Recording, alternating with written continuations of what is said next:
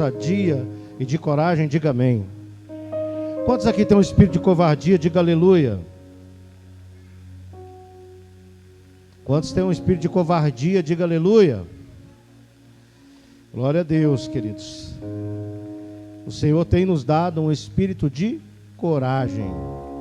A palavra do Senhor diz que Ele tem nos dado um espírito de coragem, um espírito de ousadia, como nós falamos agora há pouco aqui, na abertura do culto. Amém? E eu gostaria de falar um pouquinho hoje sobre esse espírito de coragem que Deus nos deu, que é o Espírito Santo de Deus, que habita em nós, que vive em nós, que nos direciona, que nos impulsiona, que nos convence do nosso pecado, dos nossos erros. Não é verdade? Esse espírito é um espírito de coragem. Esse é o espírito do Senhor que habita na minha e na sua vida. Mas nós não podemos apenas ficar na fala, né, naquilo que nós dizemos, né?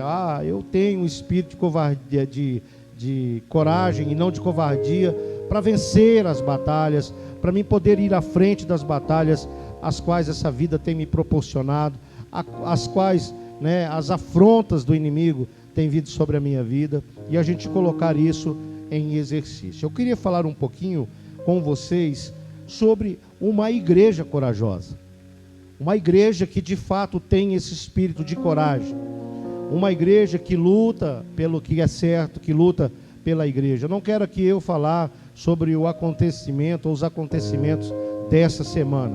A palavra de Deus diz que a nossa luta não é contra a carne e contra sangue. A gente pode até se chatear, a gente pode até falar, né? A gente pode cometer erros uns com os outros, mas no final de tudo, nós que declaramos a Cristo como Senhor de nossas vidas, nós devemos entender que a luta de todo cristão não é contra a carne e sangue, mas é contra as forças espirituais. Porque há um mundo espiritual que nos ataca o tempo todo. Assim como há um mundo espiritual que nos defende, há um mundo espiritual que nos ataca. Então o tempo todo o inimigo vai tentar nos derrubar em alguma fraqueza, em alguma debilidade.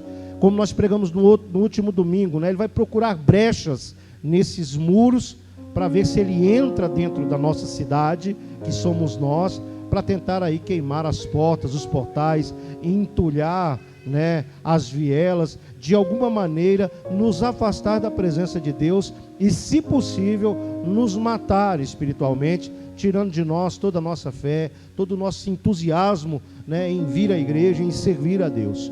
E é sobre isso que eu quero falar. Eu quero falar também do poder de uma igreja que ora, porque uma igreja que tem o espírito de ousadia, esse espírito de coragem, é uma igreja que ora com fé.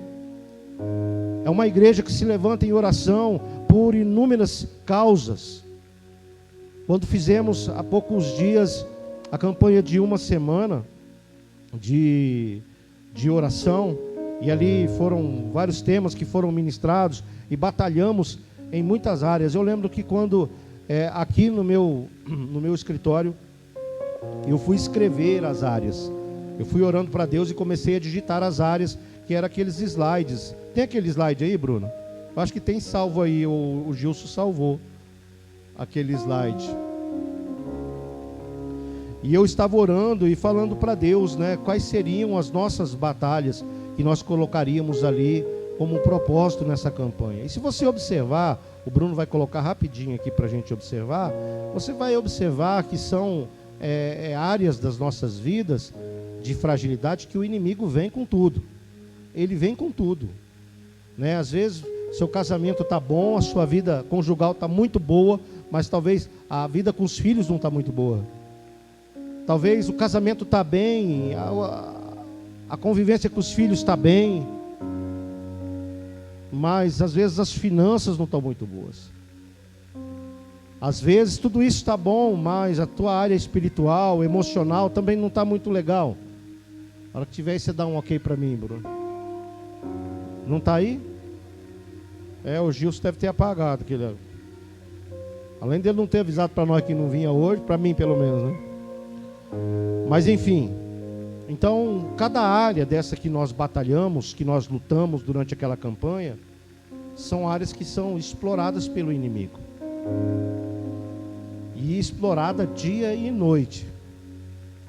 Então nós entramos em consagração, a equipe de intercessão entrou em consagração, nós estivemos orando, nós consagramos óleo, nós demos o óleo para você ungir tua casa, os teus bens, para que, né, como se você estivesse recebendo ali aquela instrução de que deveria matar um cordeiro, deveria imolá-lo, deveria passar aquele cordeiro para vocês comerem, mas antes pegasse o sangue daquele cordeiro e ungisse os umbrais das portas, janelas da sua casa, para que o Senhor, né, ficasse registrado que o Senhor está naquele lugar, e ali o anjo da morte não pode entrar, o anjo da separação não pode entrar, quando eu digo anjos demônios, né? Não pode entrar, não pode ceifar, não pode plantar a doença,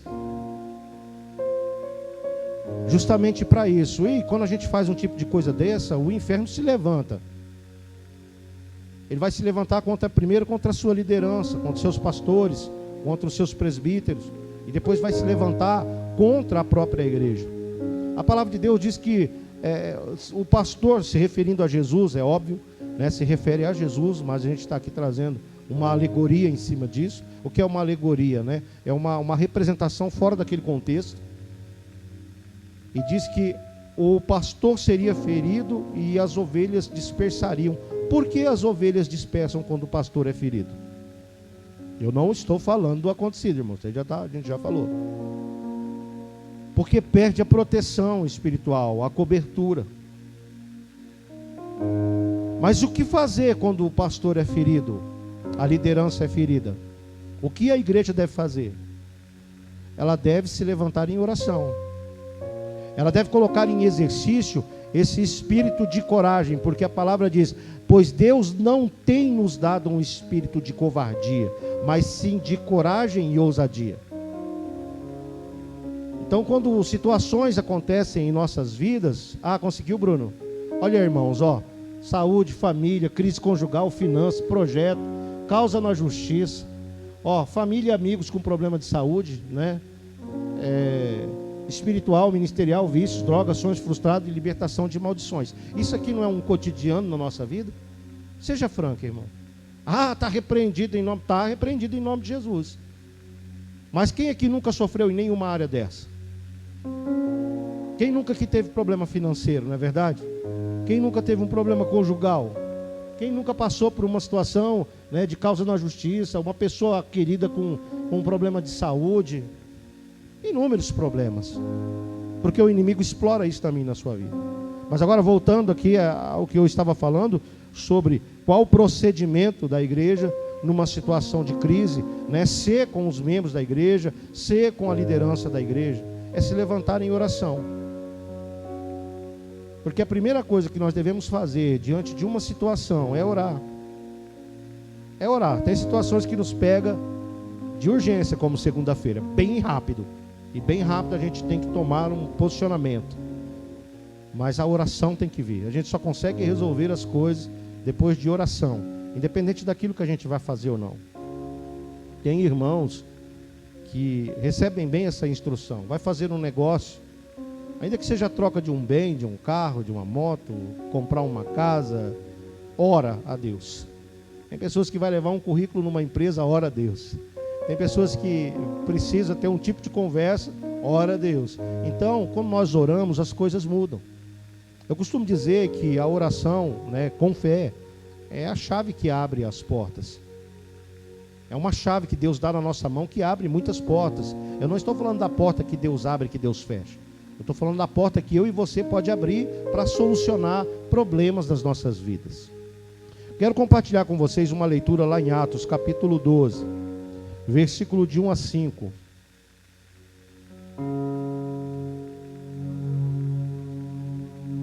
Não era essa a palavra que eu ministraria nessa noite. A palavra que eu ministraria nessa noite era uma palavra que ia falar sobre Judas. Uma outra oportunidade eu falo. Mas quando eu cheguei aqui, Deus mudou o meu coração e trouxe uma palavra. Não que Ele não tivesse revelado daquilo que eu meditei hoje durante o dia, mas já aconteceu isso inúmeras vezes. Eu quero dizer para vocês assim, eu tenho uma sensibilidade muito grande em discernir aquilo que Deus quer que eu faça. Não vem assim como Deus falando, eu, Senhor, estou entendendo. Sim, Deus, estou te ouvindo. Não é dessa forma. É a forma em que Deus vem e muda meu coração dentro daquela situação, me faz eu refletir de novo no novo texto. Então Deus muda, porque o momento, né, que a igreja está precisando é esse, é qual a palavra, eu creio nisso. Então eu tenho temor a Deus.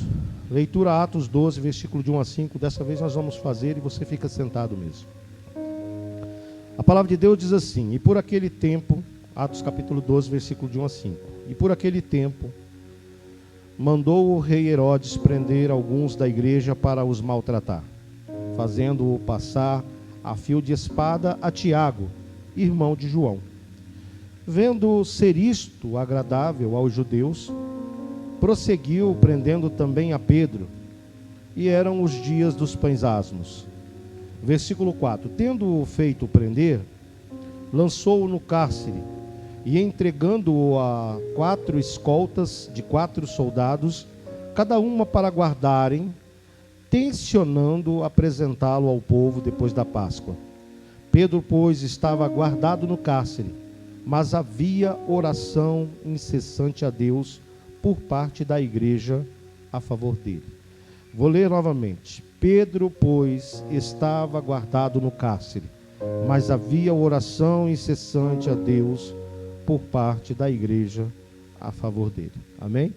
Mais uma vez, queridos, eu quero ressaltar aqui que essa ministração, ela não foi feita em relação aos fatos acontecidos nessa semana, porque essa ministração eu fiz ela em 2015.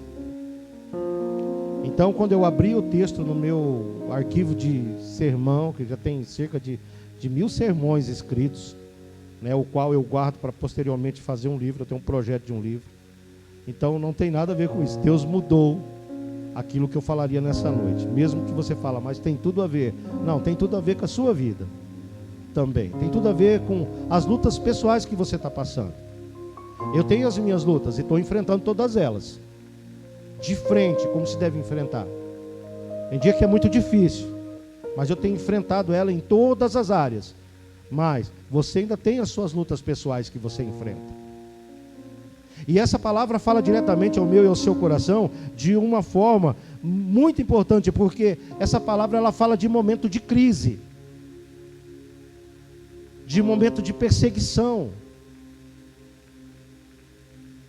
A palavra do Senhor, ela diz que o diabo, o nosso adversário, ele anda ao derredor, bramando como um leão, porque ele não é o leão, mas ele brama como um leão, tentando amedrontar e devorar aquele que se entregar, buscando a quem possa devorar, é a palavra correta, e é justamente isso. Ele só pode devorar aquele que se entrega. Então, nesse exato momento, nós estamos lendo um relato sobre uma situação de crise, uma situação de perseguição, de afronta do inimigo contra o povo de Deus. Aqui era o nascimento da igreja. Imagine, há 2021 anos, há 2022 anos atrás, a igreja está nascendo, a igreja está crescendo, a igreja que nós chamamos de igreja emergente, não é a igreja que nasce lá no tabernáculo,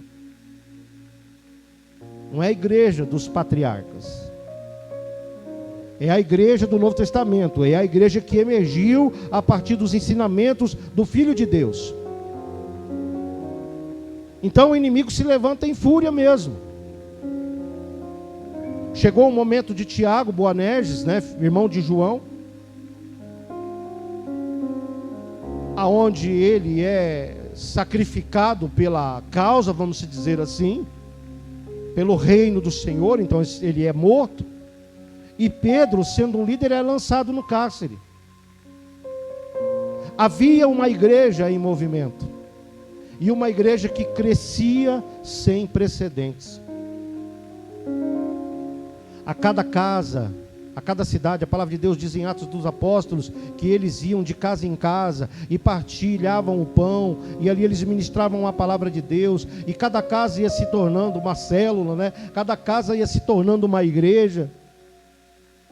Então o inimigo se levanta.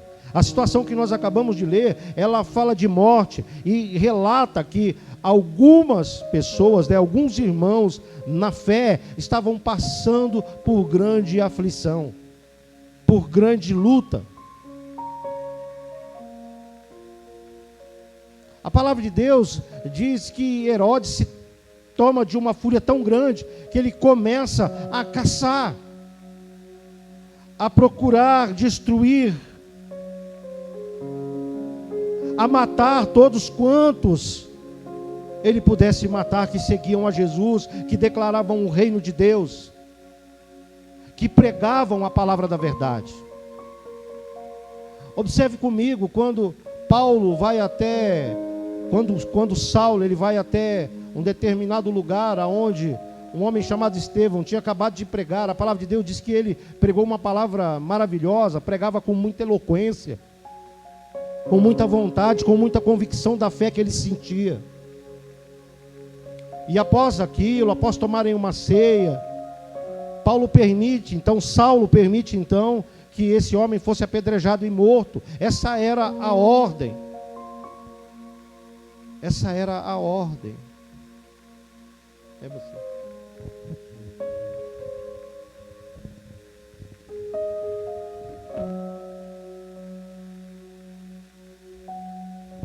Amém.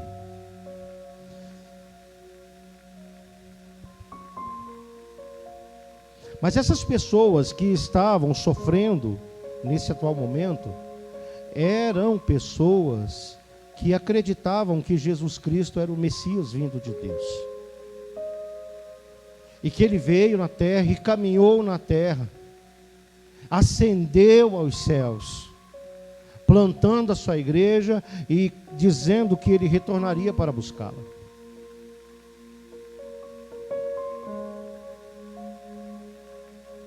Herodes, rei de Israel, toma então estes homens, passa a fio de espada, né, esse chamado Tiago Boanerges, e declara a morte. Ele declara a morte do apóstolo Pedro. Simplesmente ele declara a morte de um homem de Deus, um homem de fé, de um líder. O homem que estava incumbido de organizar os apóstolos, e a palavra apóstolo significa mensageiros, a saírem pregar o evangelho, organizando as igrejas e propagando as boas novas da salvação. Essa era a missão de Pedro. A missão de Pedro também era pregar, era cumprir o ID, mas era liderar. Então esse homem é lançado e este rei determina contra a vida dele. Esse rei, usado por Satanás, determina contra a vida do apóstolo Pedro, falando que ele deveria morrer. Eu recebi um texto essa semana do presbítero Ziel, que me fez lembrar uma ministração minha, a qual eu falava sobre o parecer de Gamaliel. Quando Gamaliel fala assim, ó, dá de mão esses homens, né? Não mata não, deixa eles irem. Porque se levantou um tal de Judas e com ele 600, caiu ele e também os 600, depois levantou um tal de Teudas e com ele 400, caiu Teudas e também caiu os 400. O que ele queria dizer, Gamaliel queria dizer o seguinte, dai de mão, porque o que for de Deus vai acontecer. Se é para Deus que eles fazem isso, Deus vai exaltá-los, ainda que estejam sendo humilhados agora. Mas também, se não for de Deus, vai cair eles e cairão todos os que seguem com ele. Quantas vezes Satanás já não declarou sobre a sua vida? Talvez, não que você lembre, né? Mas foram milhares as vezes. Foi aquela vez que você foi demitido e você não viu o motivo por quê? Foi aquela vez que você perdeu uma causa na justiça e você não sabe por quê? Foi porque o casamento não estava dando certo, você não sabia por quê? Foi porque você, em algum momento da sua vida, sofreu algum tipo de abuso e você não sabia por quê. Você foi roubado ou roubado e você não sabia por quê. E todas essas vezes de dores e de sofrimentos, houve uma palavra que veio do inferno contra a tua vida, para derrubar você. Você sabe por que em Cristo você é mais que vencedor? Quem quer a resposta, levanta a mão. Porque você está aqui hoje. Porque o sangue dele fez você superar tudo o que Satanás lançou na tua vida. E você venceu. Talvez você ache que você chegou aqui um derrotado, uma derrotada, mas você não é. Você venceu, você rompeu barreiras para que você entrasse aqui hoje. Você rompeu barreiras para que você continuasse com dignidade, levando a sua família. Mesmo com aquele dia feio, aquele dia cinza, aquele dia sem vida, você levantou, você respirou, você enfrentou as dificuldades, você trabalhou e você retornou à sua casa. E não importa quantas vezes Satanás disse que você perderia, você venceu. E ele foi envergonhado mais uma vez. E assim vai ser até a consumação dos séculos, irmãos. Nos versículos 6 a 8, diz que ao passo em que a igreja orava, reunida, algo extraordinário aconteceu. Entenda bem com isso. Naquele exato momento em que Pedro é lançado no cárcere, a igreja entra em oração, porque era um quadro de extrema urgência. A igreja se reúne em oração, dá-se a entender que havia um lugar na casa de uma mulher. Essa mulher era mãe de João Marcos, onde eles tinham o costume de orarem na casa, e ali se reuniu todos aqueles seguidores de Jesus Cristo. Observe comigo, não era uma igreja institucional, não era uma denominação, era a igreja do Senhor Jesus Cristo. E eles se reuniram ali e passaram a orar com muito fervor em favor daquela causa, em favor daquela situação que estava acontecendo. E olha o que diz nos versículos 6 a 8. Diz assim: quando Herodes estava para apresentá-lo naquela mesma noite, Pedro dormia entre dois soldados, acorrentado com 2 cadeias, e sentinelas à porta guardavam o cárcere. Eis, porém, que sobreveio um anjo do Senhor, e uma luz iluminou a prisão, e tocando ele o lado de Pedro, o despertou, dizendo: levanta-te depressa. Então as cadeias caíram-lhe das mãos. Versículo 8: disse-lhe o anjo: cinge-te e calça as sandálias. E ele assim o fez. E disse-lhe mais: põe a capa e segue-me. Esse sobrenatural de Deus acontece na vida do apóstolo Pedro, não somente por conta da fé daquele homem. Você sabia que esse mesmo homem que nós estamos falando aqui é um homem que negou Jesus 3 vezes? Um homem que teve o seu coração transformado pelo Espírito Santo. Nós poderíamos dizer assim: Pedro era um homem de muita fé. Então ele saiu do cárcere. O texto fala que essa situação foi vencida pela oração da igreja. Tem situações na Bíblia que nós percebemos, que nós vemos, que é a ação da fé individual do indivíduo, da pessoa que ora. Por exemplo, nós não falamos aqui esses dias daquela mulher cananeia, a mulher Ciro-Fenício. Aquela mulher tinha muita fé, tanto que chama a atenção de Jesus: ó mulher, grande é a tua fé. E muda a situação da filha dela que estava possessa. Mas nesse texto específico, houve um mover no mundo espiritual, aonde anjos do Senhor foram envolvidos, aonde ele quebra essa cadeia, aonde que estava muito bem guardado. Havia 4 guardas para cada turno. Havia 4 grupos de soldados que o guardavam. preso por 2 cadeias. Sabe o que é preso por 2 cadeias? Ele estava preso nos braços e nas pernas. Não havia possibilidade humana de Pedro se soltar daqueles, como que é o nome daquilo? São algemas, grilhões. Não sei se poderia chamar de algemas naquele tempo. Os grilhões também eram as trancas que fechavam. Mas não havia, o que importa aqui é que não havia possibilidade. Somente alguém indo lá, abrindo com a chave, cerrando com alguma coisa, ou um milagre de Deus acontecendo. Mas o que opera na minha e na sua vida, crente, é um milagre de Deus. É um milagre do Senhor que vem quando tudo diz que não. É o milagre que vem e acontece na minha e na sua vida que contraria a ótica humana. Que fala, como assim? Como isso aconteceu? Estava aqui, a doença não está mais. Eu devia, agora o que aconteceu? Por que perdoou a minha dívida? Eu estava sentenciado a isso, porque eu não estou mais. É um milagre, irmãos, é intervenção divina. É o que faz com que o paralítico volte a andar, que faz com que o surdo volte a ouvir, o mudo possa falar, e o deficiente visual, o cego, volte a enxergar.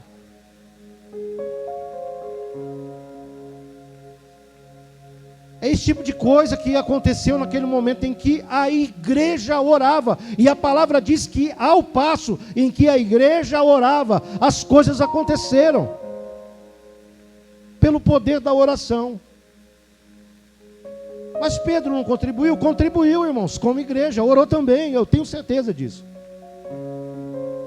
Mas o que eu quero dizer para você hoje, que o poder da igreja que ora, irmãos, é muito grande. Eu poderia dizer para você que o poder da igreja que ora é muito violento.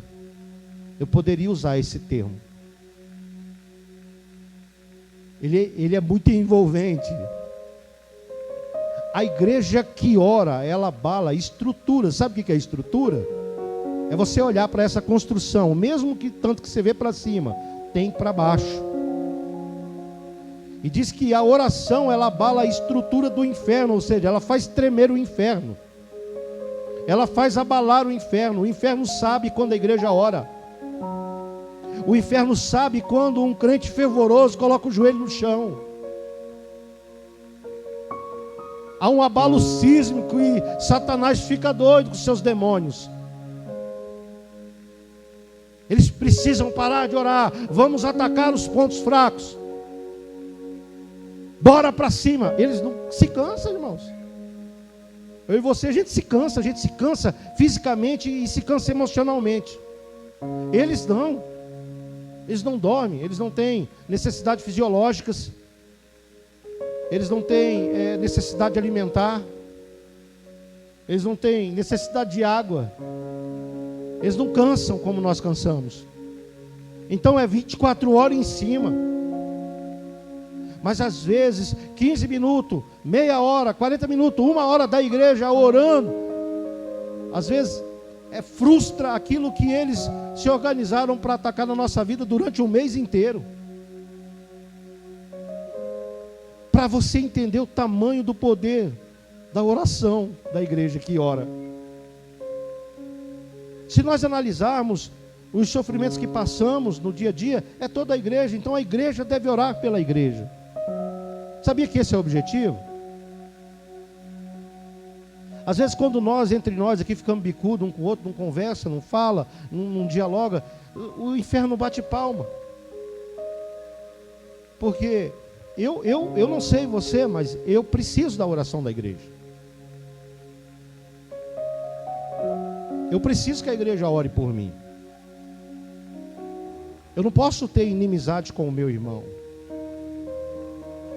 Em tudo que eu refleti agora esses dias, dessa semana, orei e refleti, a minha luta não é contra o ser humano mesmo. E ainda que ele tenha me feito mal, o meu justo juiz é Deus, é Ele.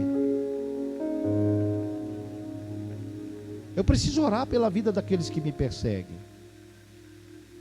Eu preciso orar e pedir para que Deus visite o coração e Deus faça a sua justiça. Sabe qual foi o grande erro do profeta Jonas? Foi querer ele executar a justiça sobre Nínive, porque não cabia a ele isso. Ele deveria simplesmente ir e fazer aquilo que Deus falou para que ele fizesse. Como eu posso estar aqui com um problema com o meu irmão, com a minha irmã, que tanto eu poderia estar orando por ele e ele por mim, ou eu por ela, ou ela por mim, e assim não o faz?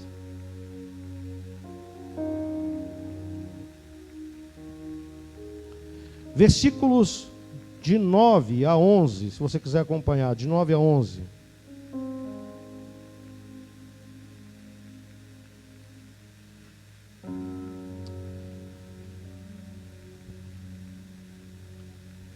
Então, saindo, o seguia, não sabendo que era real o que se fazia por meio do anjo.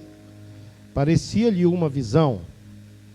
Depois de terem passado a primeira e a segunda sentinela, chegaram ao portão de ferro que dava para a cidade. Obrigado, moça. O qual se lhes abriu automaticamente. E saindo, enveredaram por uma rua. E logo adiante o anjo se apartou dele. Então, versículo 11, então Pedro, caindo em si, disse: agora sei, verdadeiramente, que o Senhor enviou o seu anjo e me livrou das mãos de Herodes e de toda a expectativa do povo judaico. Eu vou dar uma parada aqui, depois eu vou ler mais um pouquinho. Mas olha só que tremendo, né, irmãos? Quando você ora, até naquele tempo, Deus faz portão automático. É a tradução do texto que diz que os portões da cidade de Herodes se abriram automaticamente para que Pedro passasse por aquele lugar. E nessa vida, quantos portões automáticos Deus já não abriu na sua vida aqui para que você passasse e vencesse e declarasse que verdadeiramente Ele é Deus sobre a sua vida?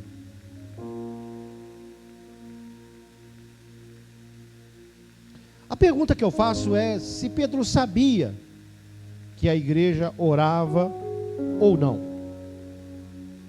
Eu tenho convicção de que Pedro sabia que a igreja orava, porque não é a primeira vez que isso acontece. Certa feita eles já haviam sido presos também, no parecer de Gamaliel, como eu disse aqui agora há pouco, e a igreja orou, e o lugar onde ele estava tremeu tudo, e encheu a casa de fumaça, e foi tremendo, e de repente os irmãos estão lá orando, chorando, e está lá Pedro e mais outro lá na porta batendo. Aí de repente alguém abre a porta, olha, não acredita, volta, é Pedro, então corre lá, abre a porta para ele entrar. E Pedro entra naquele lugar. Pedro sabia que a igreja orava, porque ele ensinou a igreja a orar. Pedro ensinou a igreja a orar na adversidade. Ele acompanhou os ensinamentos de Jesus Cristo. Ele ensinou a liderança a orar, os discípulos a orarem. E em situações de crises, eles não baixarem a guarda em oração. Em oração.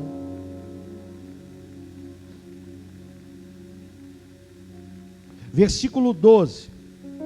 Considerando ele a sua situação, resolveu ir à casa de Maria, mãe de João, cognominado Marcos, onde muitas pessoas estavam congregadas e oravam. Nos versículos 13 a 19 diz assim: quando ele bateu ao pórtico do portão, veio uma criada chamada Rode ver quem era. No versículo 14 diz: reconhecendo a voz de Pedro, tão alegre ficou que nem o fez entrar, mas voltou correndo para anunciar que Pedro estava junto ao portão. E lhes disseram: estás louca? Ela, porém, persistia em afirmar que assim era. Então disseram: é o seu anjo. Versículo 16: entretanto Pedro continuava batendo. Então eles abriram e viram e ficaram atônitos. Vou parar aqui no versículo 16 para falar para vocês aqui o quão extraordinário é o poder da oração.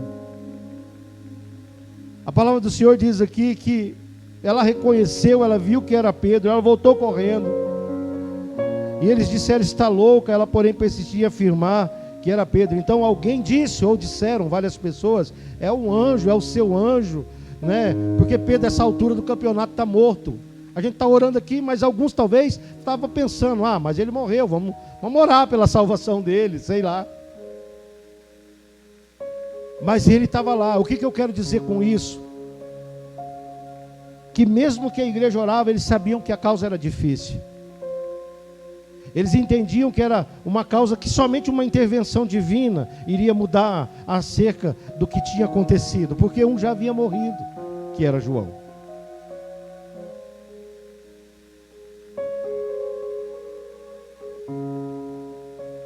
Versículo 16 diz: entretanto Pedro continuava batendo, então eles abriram, viram e ficaram todos atônitos.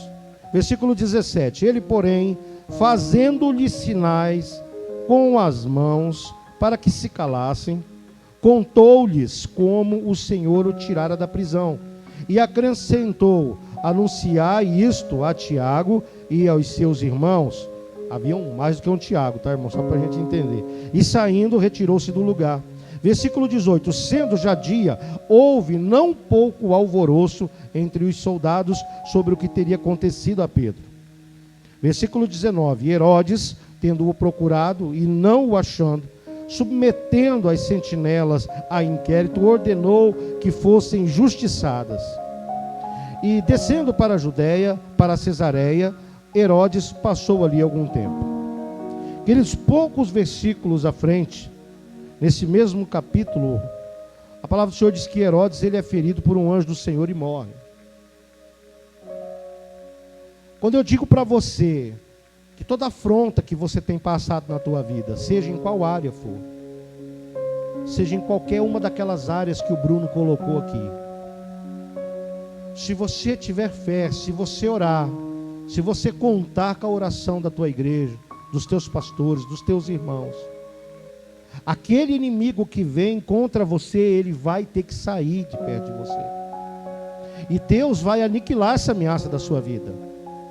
Ele não vai ficar judiando de você a vida inteira, permitindo isso, não. Ele entra para fazer. Quando nós lemos sobre a morte de Herodes, nós entendemos que Deus colocou um ponto final naquele perseguidor. Nós estamos falando, nós somos crentes maduros, nós estamos falando aqui de que Deus vai matar o fulano e vai matar o ciclano. Que nem um vídeo que eu vi na internet esses dias, a mulher lá, eu não recomendo que ninguém fique assistindo aquela mulher não, uma pastora lá, e ela falando assim, afrontando e mandando um recado para o pastor Paulo Júnior, eu acho que é aquele Paulo Júnior da Defesa do Evangelho, e ela mostrava assim uma certidão de óbito, falando: tá vendo? Deus matou meu marido porque ele estava atrapalhando meu ministério. Entendeu? Ela disse que Deus matou o marido dela porque estava atrapalhando o ministério. Não ore para que Deus mate ninguém que está atrapalhando a tua vida, porque Ele não vai fazer isso. Ele vai dar fim no seu problema. Ele vai botar um ponto final. Quem gosta de tirar a vida é Satanás. Ele gosta de matar você fisicamente, mas principalmente espiritualmente. Então, nesse contexto, nessa época, Herodes teve que morrer. Mas Deus estava colocando um ponto final no perseguidor. Qual é o perseguidor? O que persegue você, o que fica entorpecendo a tua mente, o que tem persuadido você. É isso que Deus quer tirar. Quem tem cometido injustiça com você? Deus é a justiça. A palavra diz que Ele é amor, mas também é justiça. Então Ele é a tua justiça. Então toda afronta que tem se levantado, toda injustiça contra a sua vida, Deus entra com isso. Ele vai lá e bota um ponto final. Mas isso é muito mais rápido quando a igreja ora e acredita. Eu vou dizer uma coisa para vocês, irmãos, nós estamos no caminho certo. Talvez a nossa igreja não tenha alguns padrões assim de grandes ministérios e desenvolve redes e faz isso e faz aquilo. Eu já tentei por inúmeras vezes, já tentamos fazer e ainda estamos tentando e queremos alcançar esse objetivo. Falava com o Anderson ali agora há pouco sobre o diaconato, né, de pessoas que se voluntariam para trabalhar no diaconato e exercem um trabalho no diaconato excelente, muito melhor do que muitas pessoas que foram eleitas e depois abandonaram. Foram eleitas e abandonaram. Deixaram de trabalhar para o Senhor. Mas eu falei para ele, na verdade, essas coisas de eleições são meras formalidades, porque é no decorrer dos anos que nós acompanhamos e vemos o caráter de cada um, e cada um que tem realmente a capacidade de trabalhar em determinadas áreas do ministério. Era assim no tempo dos apóstolos. Hoje não, hoje nós temos um monte de burocracia para seguir. Mas lá eles olhavam, quando eles trazem Barnabé, quais foram os requisitos para que Barnabé fosse recebido como obreiro? Que foi o conselheiro do apóstolo Paulo, foi o discipulador. Eu já preguei isso, foi apenas 3 coisas, breves, sucintas, porque era homem bom, cheio do Espírito Santo e de fé. Era um homem de caráter. Porque Estevão se tornou um diácono e ele servia a mesa, e só não servia a mesa, mas também era um grande pregador, porque era um homem amoroso, porque era um homem bom, porque um homem tinha fé, era temente ao Senhor. Eram assim que eram escolhidas as pessoas.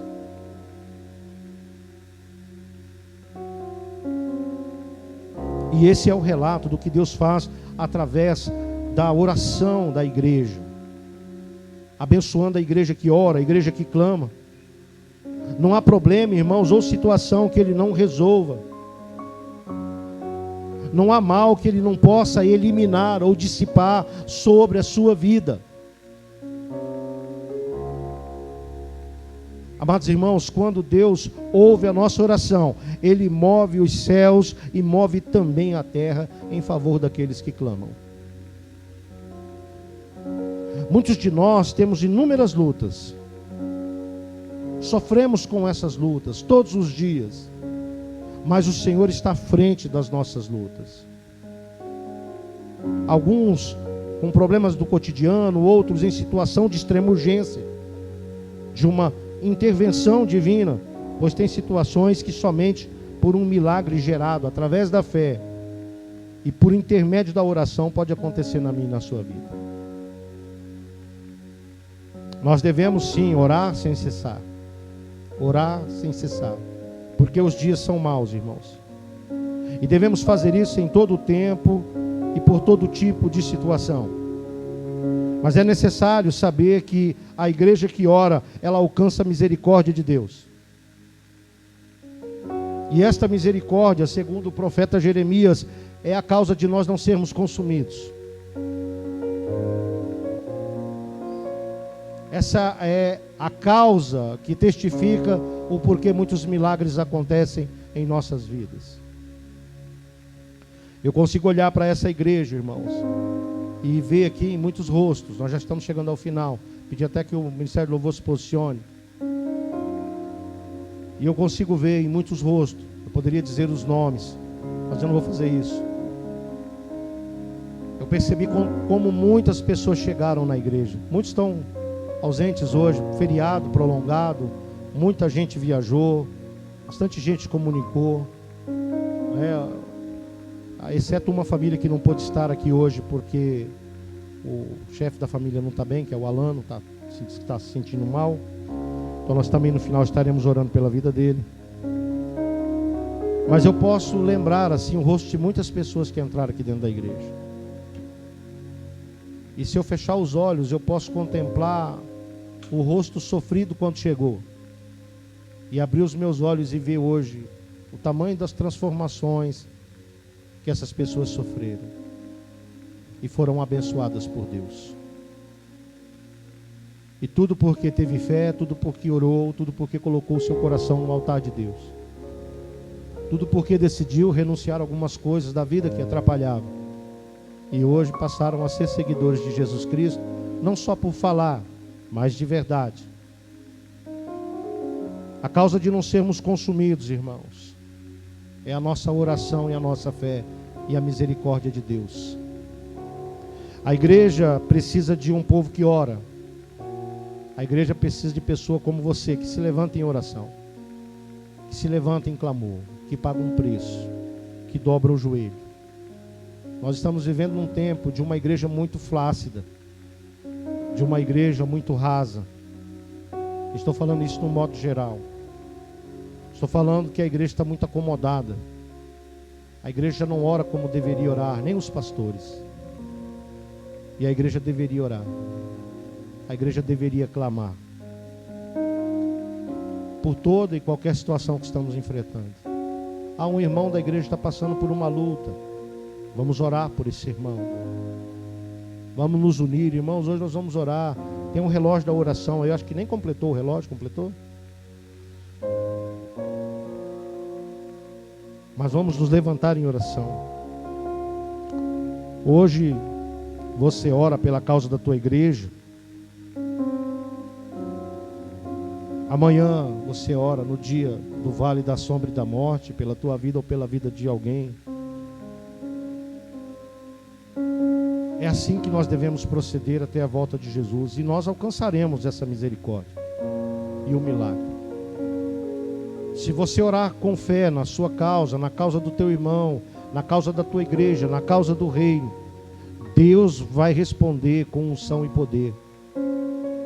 Deus vai responder com um milagre vindo dele para a sua vida, de uma forma que você não possa contestar.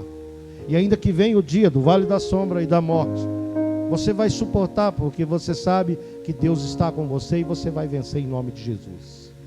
A igreja irá orar por você, para que você alcance sempre a vitória. Vamos se colocar de pé. Quero convidar o presbítero Pablo, vai fazer uma oração. Aí depois estarei ministrando a Santa Ceia nesse momento. Está aqui o microfone ali, Fábio, tem um ali. Eu queria que você colocasse a mão no coração. Se você se sentir a vontade de ajoelhar agora, pode diminuir as luzes aí, por favor. Glória a Deus. Cumprimento a todos com a paz do Senhor. Amém. Glória a Deus. Palavra poderosa para nós, irmãos. Amém. O que sustenta as nossas vidas é a oração, queridos. E nesse momento você vai ter a oportunidade de você abrir o teu coração em oração na presença de Jesus. Amém. Glória a Deus. Fique à vontade, em nome de Jesus. Comece a falar com o Senhor. Se você quiser dobrar teu joelho em reverência, fique à vontade. Amém. Aleluia. Pai, nós te louvamos, ó Deus. Nós bendizemos o teu santo nome, Senhor, na beleza da tua santidade. Mestre amado, muito obrigado, Senhor, porque o Senhor vem, ó Deus, com uma ferramenta precisa, Pai, que é a tua palavra, Senhor, e ela entra em nossos corações. Pai amado, nesta hora, Senhor, nós nos rendemos diante do Senhor. Pai, nós rendemos, ó Deus, a Ti, ó Pai, as nossas vidas, o nosso coração. Deus, nós sabemos, ó Pai, que o Senhor é poderoso, Deus, para mover coisas extraordinárias no meio da Tua igreja. Pai amado, nós nos colocamos diante do Senhor em oração, Pai, nesta hora. Deus, estamos expressando a Ti, ó Pai, as nossas petições. Senhor, aquilo que nós precisamos, ó Pai, diante do Senhor.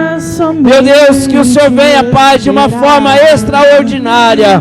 O Senhor venha, Pai, colocar fim, ó Deus, às situações, Senhor, pelo qual nós estamos passando no dia de hoje. Senhor, que o Senhor venha, Pai, estabelecer sobre nós, ó Pai, as Tuas bênçãos, estabelecer sobre a Tua igreja, Pai, um ponto, Senhor, final naquilo que tem, ó Deus, colocado em prova a nossa fé. Pai, aquilo, ó Deus, que tem entristecido a nossa alma, o nosso coração. Senhor, que o Senhor venha agir, Senhor, por nós. Pai amado, a nossa fé, Senhor, está depositada em Ti, ó Deus, neste lugar. Pai, nesta hora, Deus, a Tua igreja ora ao Senhor. Nesta hora, Pai, nós clamamos a Ti. Jesus, venha agir, Senhor, por nós. Pai, venha trabalhar, Senhor, pelas nossas vidas. Deus, vai movendo o Seu céu. Vai movendo, ó Pai, nas regiões celestiais. Vai movendo, Senhor, aqui na terra. Pai amado, em nome do Senhor. Meu Deus, vai entregando a vitória para o Teu povo. Deus, vai agindo, Senhor, por nós. Vai trabalhando, Senhor, pelas nossas vidas. Xarabia, naga, surienderei, malabachúria. Nerei, comancho, nobiaia, subinagalaia. Pai, nós cremos, ó Deus. Nós cremos, ó Pai, na Tua ação. Nós cremos, Senhor, no Teu mover. Nós cremos, ó Pai, no trabalhar das Tuas mãos sobre nós. Pai, vai nos fortalecendo, Senhor, neste lugar. Vai sustentando, Senhor, a tua igreja. Pai, vai colocando uma fé genuína, Senhor, no nosso coração. Senhor amado, vai nos despertando, ó Deus, para termos uma vida, Senhor, de oração constante. Deus, renova dentro do nosso coração, Pai, o desejo por orar, o desejo, Pai, para tirar um tempo, Senhor, de oração diante do Senhor. Deus, renova, Senhor, o desejo dentro dos nossos corações. Pai amado, nos dê sabedoria, Deus, para nós administrarmos o nosso tempo. Senhor, porque o tempo maior e mais precioso é o tempo que nós temos de oração diante do Senhor. Pai, em nome de Jesus, Deus, eu oro abençoando a tua igreja nesta noite. Pai, eu oro abençoando o teu povo. Espírito Santo, nos renova, Senhor, em oração neste lugar. Renova-nos, ó Deus, para que nós possamos, ó Pai, ter vitória, para que nós possamos avançar, para que nós possamos conquistar, Senhor. Meu Deus, em oração a Ti, ó Pai, nós vamos ter vitória, Senhor. Pai, em nome de Jesus, que essa palavra, Senhor, que foi ministrada sobre nós, Pai, ela venha, Deus, germinar, ela venha gerar frutos em nós. Pai, que nós venhamos sair daqui nesta noite, Deus, com a convicção, com a certeza, Pai, que a vitória depende da nossa oração, que a vitória, Pai, depende, ó Deus, de nós nos achegarmos a Ti, ó Pai, em oração. Meu Deus, em nome de Jesus, Pai, nós declaramos, Senhor, as nossas vidas abençoadas nessa noite, para a glória do Teu nome. Amém, Jesus. Comece a cantar. As palmas ao Senhor Jesus, amém.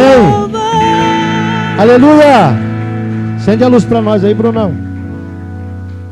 Glória a Deus, queridos. Quem recebe aí, diga amém. Quando nós lemos aqui Deuteronômio 28, na hora da oferta, que fala ali que se atentamente nós ouvimos a voz do nosso Deus, do Senhor, o nosso Deus, e nós seguirmos, né, a sua orientação, os seus mandamentos, e virão muitas bênçãos sobre nós. Não é isso que disse a palavra? Deuteronômio 28. Mas ali tem uma palavra que ficou a semana inteira no meu coração, principalmente terça-feira para cá, que o inimigo, ele vai tentar contra você por um caminho, mas por 7 ele vai fugir. Sabe o que isso quer dizer? Que ele vai tentar bater com você de frente, mas por 7 caminhos ele vai fugir de você. Então, tem muito mais caminho de proteção, né, do que da própria desgraça na nossa vida. Então, tenha certeza disso. Deus está com você, independente da causa que você está sofrendo. Coloque, né, a tua causa no altar do Senhor e ore. Ore pelos seus irmãos, ore pela igreja, ore por você, pela sua família também, e as coisas vão acontecer, amém? Eu gostaria de convidar aqui a pastora Josi para estar comigo. Quero convidar aqui pastor Walter e a pastora Zélia vir também à frente, em nome de Jesus. O presbítero Fábio vem aqui também com a Josi. Tem os outros presbíteros, tá tudo folgado, viajando, coisa boa, né? Tem 2 que estão aqui em cima, né? Tem mais, tá aqui o Marcos e a Adriana, pode vir também, em nome de Jesus. E nós vamos estar consagrando, pedir para os diáconos que vão se posicionar. Vai ter ceinha hoje? Não, lá na salinha, né, a ceinha. Então nós teremos só a ceia dos adultos aqui. Eu confesso aos irmãos que eu gosto de fazer ceinha aqui, sabe? Tão gostoso a igreja.